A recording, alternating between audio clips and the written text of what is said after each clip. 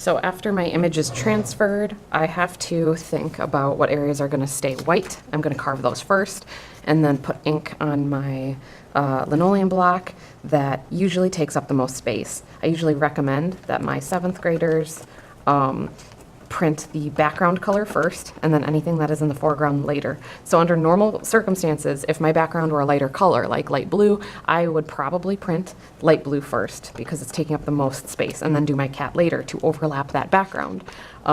Right now, since my background is black and it's so dark, it's hard to overlap lighter colors on top of that. So my plan is to carve the white areas so that when I print, the white paper stays white in those areas, and then do my lighter color next. So my yellow blended into orange. In order to carve, I need my bench hook, always, always, for safety, and my gouges. Some gouges are sharper than others. If that you notice that yours is particularly dull, set it aside so that I can sharpen it for you and pick a sharper one. This linoleum does not carve very well on its own, so you need to use some kind of thing to heat it up. So I'm going to be using an iron to heat up the surface, and it will be easy to carve for a couple minutes, maybe 5 minutes. I'll have to heat it up again later. When carving these, you should probably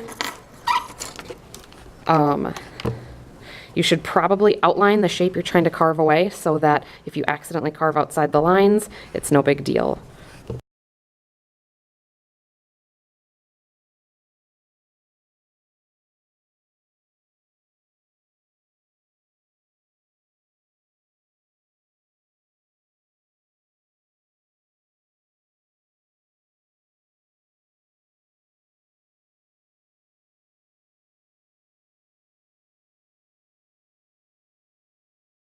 So I just got done carving the areas that need to stay white.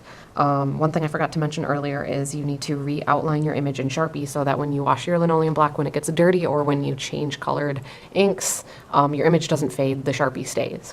One thing that I need to think about next is, of course, the areas I carved are going to stay white like the paper.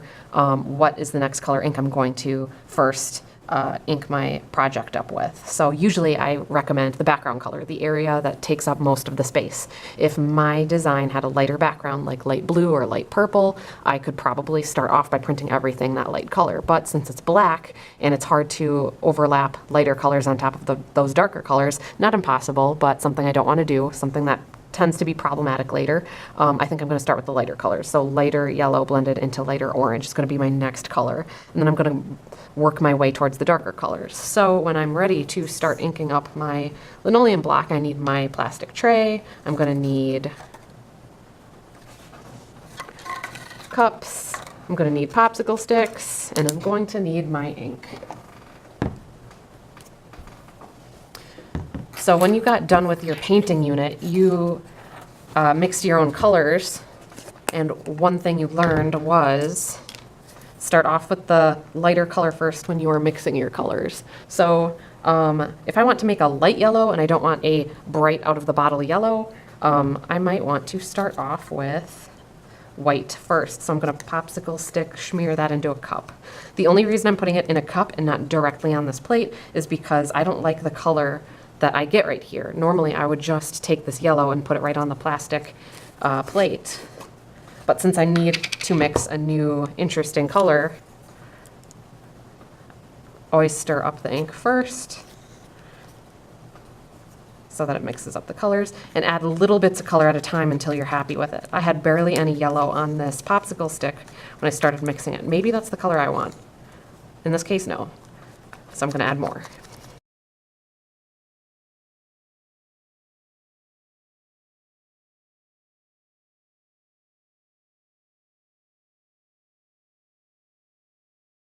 So for a rainbow print, I am blending any color into any other color. It does not have to be rainbow colors. It's just a term. So I'm adding maybe a line of one color ink and make sure that I add a line of my other color ink. I didn't use all of it in this container. You don't want to add all of your ink in here, otherwise you're going to end up with a mess. You just want a line at the front end of your plastic tray. So I'm going to set aside my ink. Make sure your brayer is clean and get a little bit of ink on your brayer like that. And the idea is you are rolling away from yourself Sometimes I go back and forth, but generally roll away from yourself just to evenly distribute that ink on your brayer.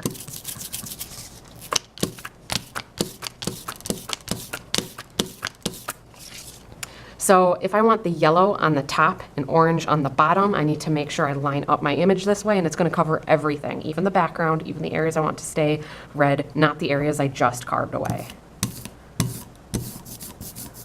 And I want to roll this away from myself. There are areas where I can still see a little bit of the color underneath it. That means it's not thick enough. If you hear that tacky noise, then that's a good consistency. Right now it covered up most of my picture. I don't see a cat anymore. That's normal. Your lighter color, your weaker color in this case, is likely to get overpowered by your darker color pretty quickly. So keep that into consideration. So I started up here on the top side and then rolled away from myself every single time, all the way down to the bottom. When doing that, sometimes I went back and forth just to kind of get it into the grooves of some areas. However, what you see is what you get. So if it looks see-through in an area, it probably will be see-through. This area right here, I ended up getting ink on that even though I carved it away. That's because those carved areas were raised up pretty high to begin with. So I can either be okay with those lines, maybe I like the look of it, or if you absolutely hate that, you can get a little bit of a wet sponge and kind of scrub that area. Be careful not to squeeze water from that sponge everywhere. Otherwise, that is going to cause quite the mess. Or you could use these carving tools and tentatively carve that away. If the ink is no longer there, then it will not transfer onto your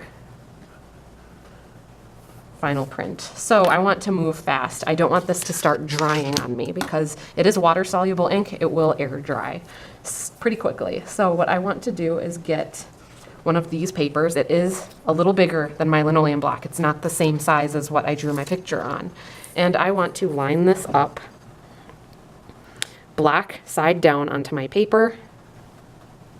The moment it touches the paper, don't try readjusting it. It's just going to smear around your image. This is the step that people with really messy fingers that are covered in ink tend to get fingerprints all over their picture. Try to be careful of not doing that. Wash your hands in between. So I'm going to start at the top left with my Baron, and I'm going to press using circular motions. My other hand is on top of here only to hold the paper in place so it doesn't slide. And I'm going to make my way towards the right. And then just to kind of spatially understand where I'm pressing, I go down a little bit and then make my way left. Circular motions. Go down, make my way right. I would rather you press too hard than too light. However, if you do press too hard, the problem is sometimes the paper slides around. I want to go around the edges just for good measure, and I'm going to lift this up just to see how that transferred. Sometimes your first print, you can still see a little bit of the Sharpie outline. Not too bad. I can probably go again without washing my block. If I want to keep those colors the same and make more prints with that color, I'm going to want to put more ink on that without washing it. So I just got done printing my base color, the lightest part in my project, as a rainbow print. And now I need to start thinking about what parts I need to carve next, because I want to print this red shadow color next. That means that in order to preserve the color I just printed with, I need to carve those areas away. So when you're unsure, look at your original drawing. You should always have it around. And ask yourself, what part did I just ink up? In this case, it's yellow blended into orange. That is the part I'm going to carve, so that it doesn't get covered up with my second color of ink. So since I might lose track of what part I'm supposed to be carving away, I'm going to take this washable marker and just go over those areas and only color those areas that I want to stay this yellow into orange. This is not really meant to stick around. This is only just so that I don't get confused while carving and accidentally carve the wrong part. This doesn't even have to be your best coloring job. It just has to be something quick that you can put down.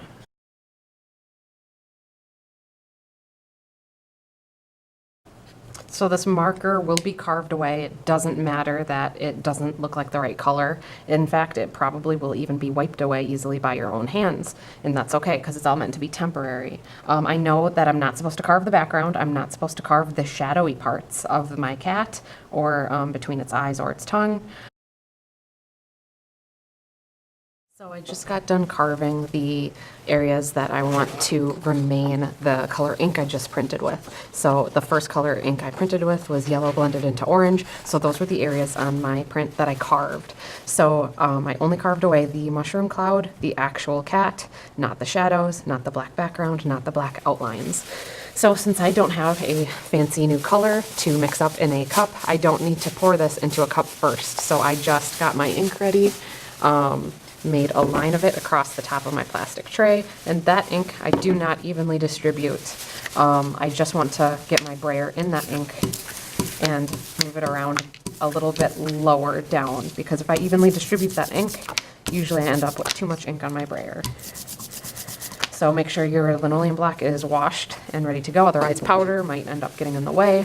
And I get to decide whether I am rolling down here or sideways. So I think start on the left-hand side, always roll away from yourself. And like I said earlier, what you see is what you get. So if your linoleum block is a little see-through looking, if you can see your Sharpie lines underneath it, it might just be a little too thin. And it's okay if I don't get the edges super inked up there, because that's going to get covered up with black later anyway. I just want to make sure that the shadows are covered. These areas here, here, and here are all probably going to transfer when I try printing. That is why when I carved away my cat, I made it look like the lines were going in the direction of the hair, so that if it did show up, it was not that big of a deal. If I do think that I need to go in and carve away some of those problem areas, now would be the time while the ink is still wet. Make sure that these little bits that you're carving away do not end up getting stuck in the ink.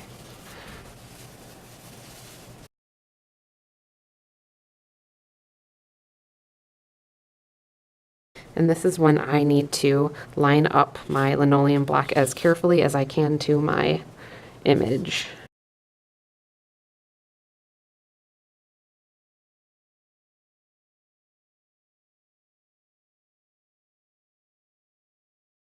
And this is what my picture looks like. It looks a little speckly. These areas here should probably be filled in a little bit better. That tells me that either I took too long to print and my ink started drying, or I didn't press hard enough. So this time around, I'm gonna work a little quicker, make sure there's enough ink, maybe press a little harder. So I just got done printing my red and my blue ink for the shadowy areas in my linoleum block print, and this is the result so far. So I'm moving on to my third and final color, which is black. So I need that for the background, I need that for some parts in the mouth and the eyes. The areas that are black on my picture, I can refer to that, are the only areas that should be left standing. So I want to carve away the areas that are my red color, because I just printed with red. I don't want to cover that red up. So those areas that I want to carve away are inside the mouth. I have to be careful not to carve the black parts around the mouth and that line in the middle of the tongue. I need to save the shadowy area around the eyes. And this marker, again, is just there to remind me what parts I want to carve away so that my print keeps those red areas or blue areas.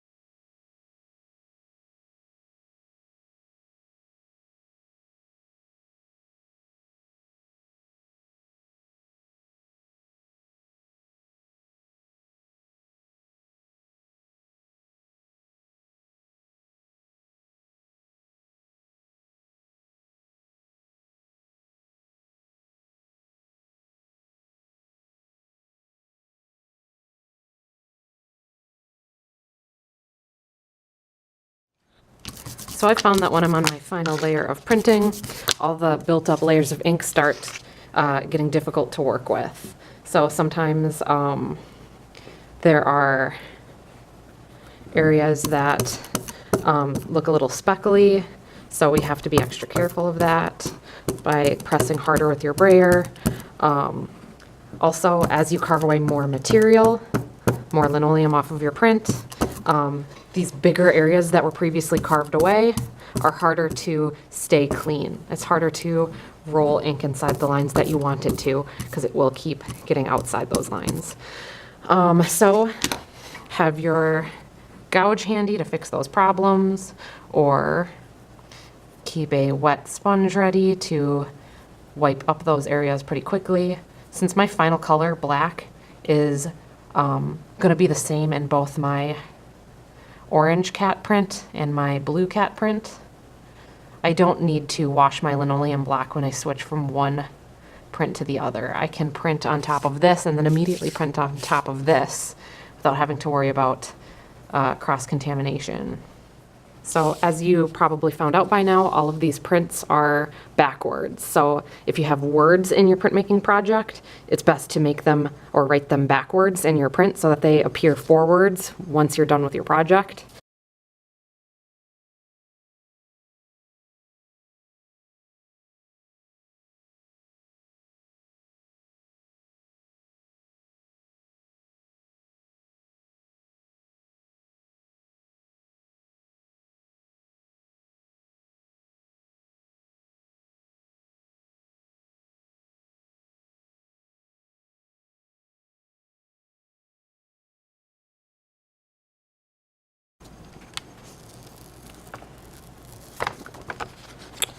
And that is how you make a linoleum block print. Feel free to play with different kinds of colors. If you want to experiment with a couple different ways, color can change what your project looks like or the mood or feeling of your project.